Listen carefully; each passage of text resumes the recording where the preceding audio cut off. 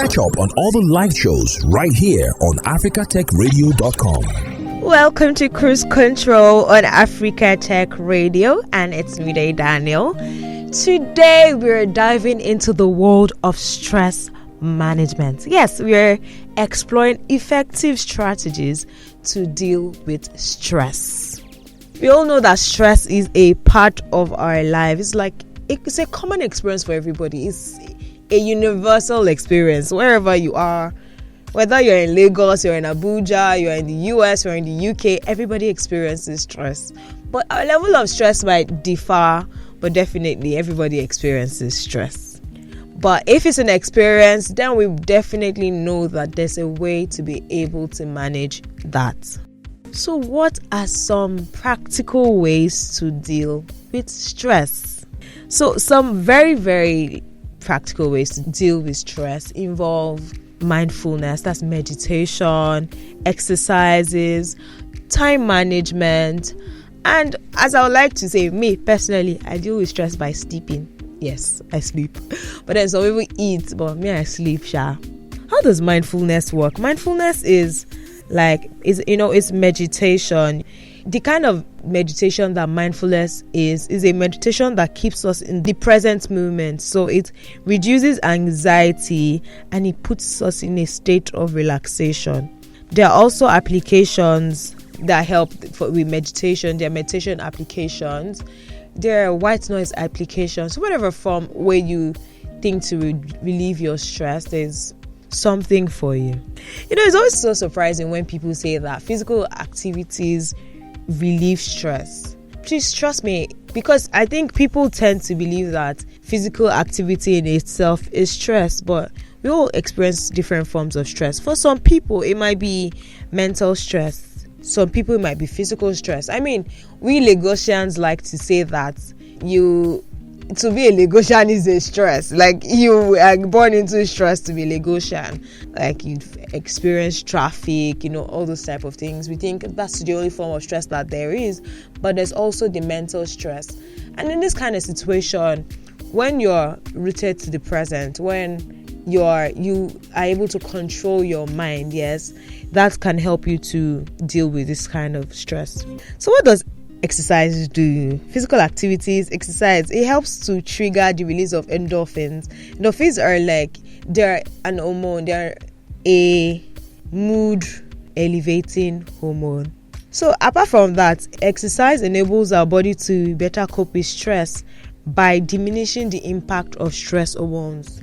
So how some people deal, if you want to use physical activity to deal with stress, you could take a brisk walk.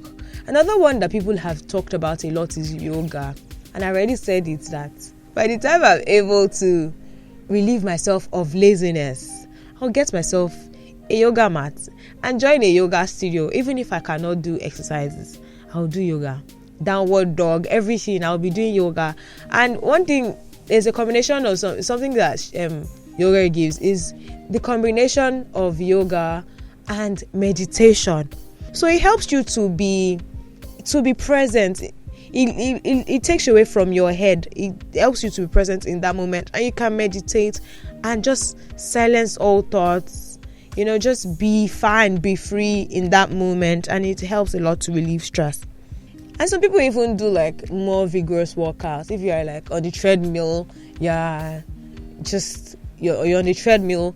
At that moment, you are focusing on the activity, on the physical activity, and you're emptying your mind because you're sweating. Where is the thought that is stressing you out supposed to? It doesn't have the space there. So in that moment, you can focus on something outside of the thing that is actually stressing you out.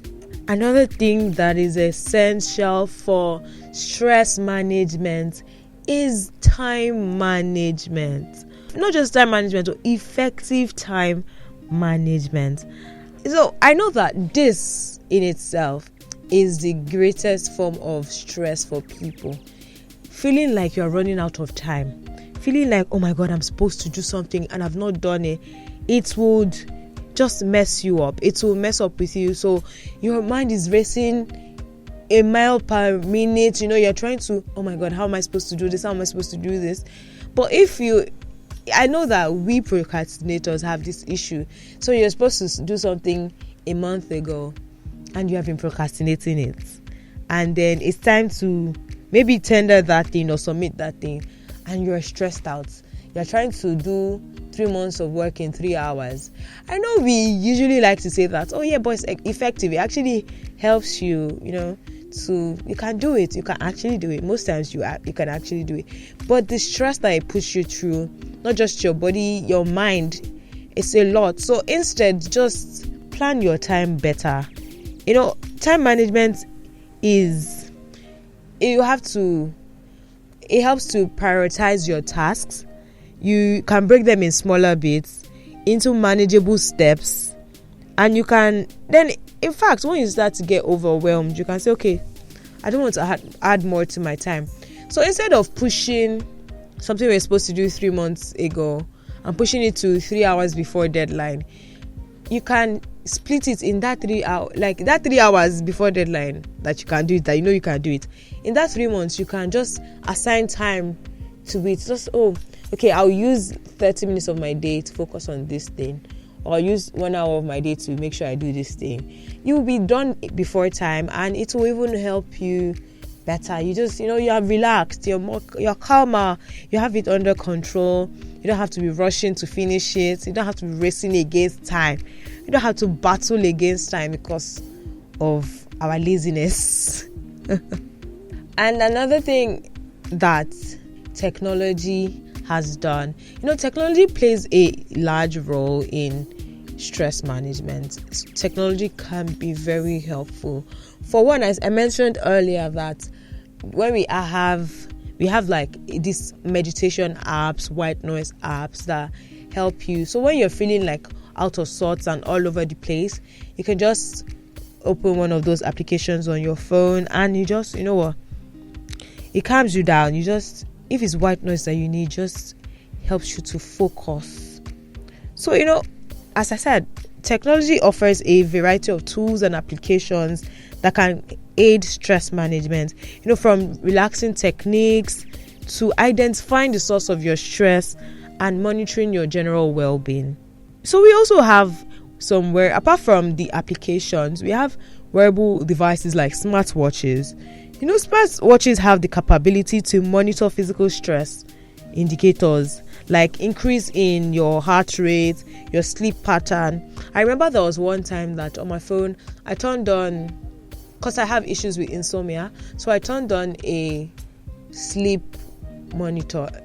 So I put it to 9:15, that every 9:15 or latest by 9:45, I must be in bed, and I will drop my devices. So even if I'm awake till 1 a.m., I must not touch my device, because then the blue light also has a lot to do with our lack of sleep. So I just leave my device and I turn this alarm on, and I know that for some time, I was able to actually follow that through, and it helped my sleeping pattern for a while. I've left it, but I think I'll go back to that. Just trying to control your sleep pattern is better than, just saying, when I feel sleepy, I'll sleep. Trust me, some of us don't feel sleepy till 1 a.m. So if I don't feel sleepy till 1 a.m., am I supposed to stay awake till that time? It doesn't really help. So that's one of the things that it does, like smartwatches, even applications on your mobile devices, your health application. They help you to monitor your heart rate. I remember, this is so funny, but I remember I saw something on Twitter at that time. Somebody said that somebody caught her partner cheating because they synced their smartwatch together, and she noticed increase in heart activity by 2 a.m. You were supposed to be sleeping. So what are you doing by 2 a.m. that has your heart beating this fast? And that's how she got to know that he was cheating on her. So this is one of the things that you can actually do with your smart devices. Not catch your partner cheating, but monitor your heart rate and stuff like that.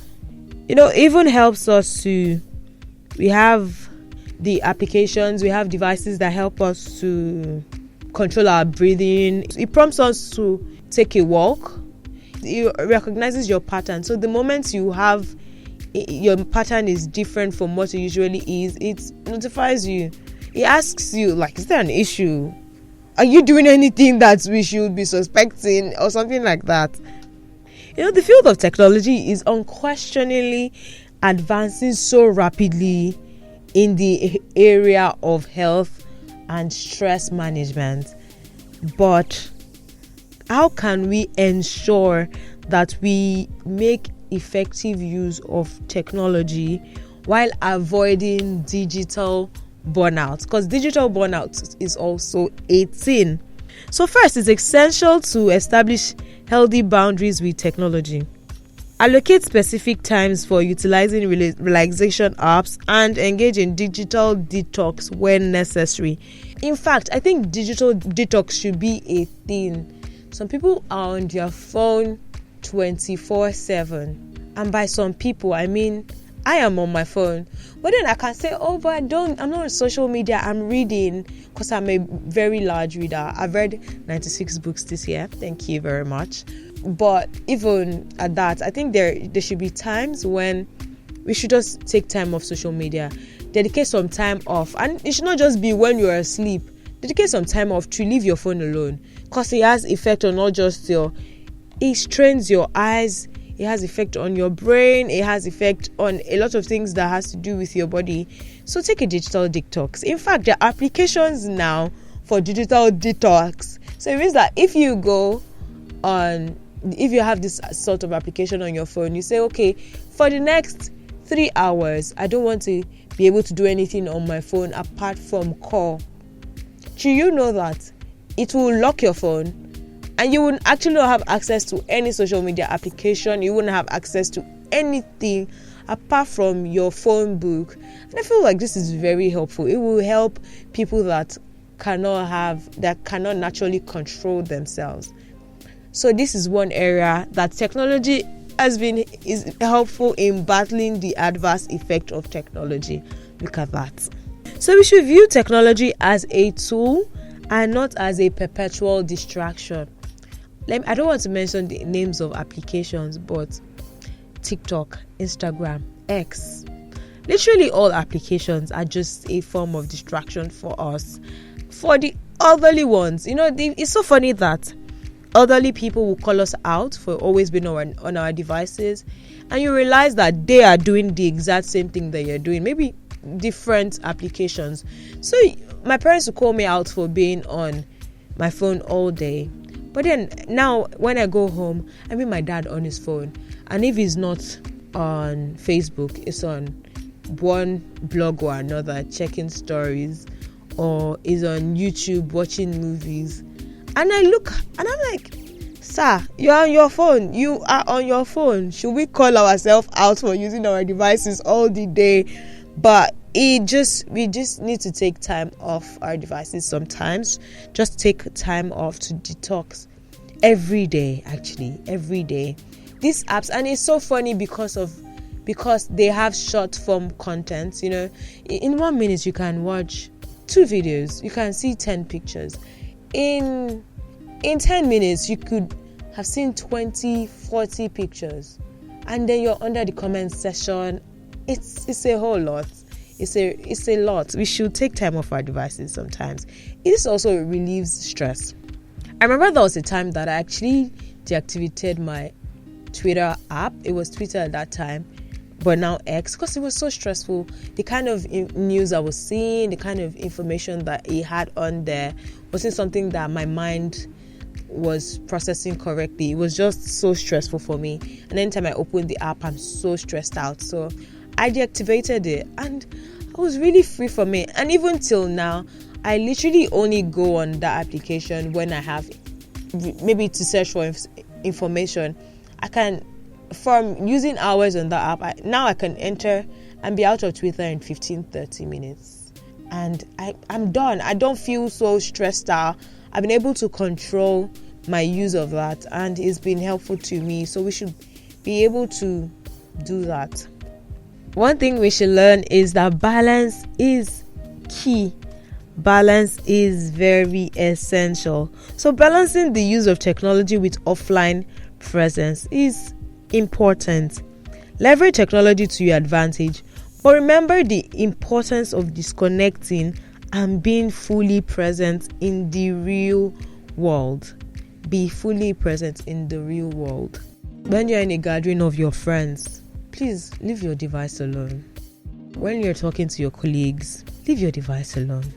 When you're watching TV, leave your mobile device alone. When you're working in the office, leave your mobile device alone.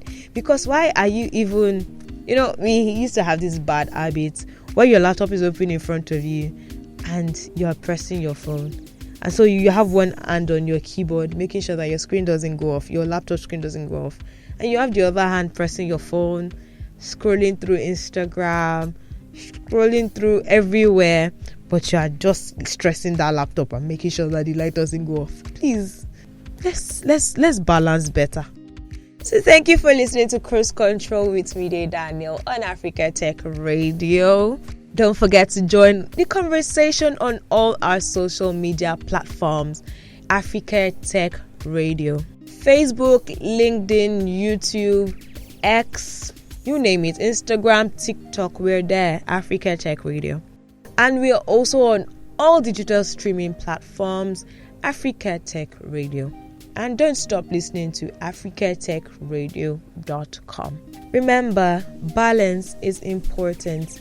Make sure to balance your offline and online presence for maximum stress relief. Thanks for listening, and don't forget to catch up on all the live shows right here on africatechradio.com.